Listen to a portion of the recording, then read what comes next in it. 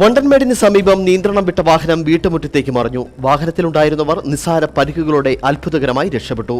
എതിരെ വന്ന വാഹനത്തിന് സൈഡ് കൊടുക്കുന്നതിനിടെ നിയന്ത്രണം നഷ്ടപ്പെടുകയായിരുന്നു. വണ്ടൻമേട് ചേമ്പിൻകണ്ടത്ത് വൈകുന്നേരം 4:15 ബൊലേറോ വാഹനം അപകടത്തിൽപ്പെട്ടത്. യാത്രക്കാർ നിസ്സാര പരിക്കുകളോടെ രക്ഷപ്പെട്ടു. വാഹനത്തിലുണ്ടായിരുന്ന തമിഴ്നാട് ഗൂഡല്ലൂർ സ്വദേശി മോഹനനും ഭാര്യ സോറിംഗ്രയും 2 കുട്ടികളുമാണ് വാഹനത്തിലുണ്ടായിരുന്നത്. വണ്ടൻമേട്ടിൽ നിന്നും നാട്ടിലേക്ക് പോകുമ്പോൾ എതിരെ വന്ന വാഹനത്തിന് സൈഡ് കൊടുക്കുന്നതിനിടെ നിയന്ത്രണം നഷ്ടപ്പെട്ട് വാഹനം ചേമ്പുകണ്ടം ആനന്ദൻ എന്നയാളുടെ വീട്ടുമുറ്റത്തേക്ക് മറിയുകയായിരുന്നു. വീടിന് സമീപം വെച്ചിരുന്ന 2 കുടിവെള്ള ടാങ്കുകൾ പൊട്ടിയതൊഴിച്ചാൽ മറ്റു നഷ്ടങ്ങൾ ഉണ്ടായിട്ടില്ല. വീടിനുള്ളിൽ ആളുകൾ ഉണ്ടായിരുന്നെങ്കിലും ആളപായം ഉണ്ടായിട്ടില്ല. പരിക്കേറ്റവർ പ്രാഥമിക ചികിത്സ നൽകിയ ശേഷം വീട്ടിലേക്ക് മടങ്ങി. News bureau, Anakkara.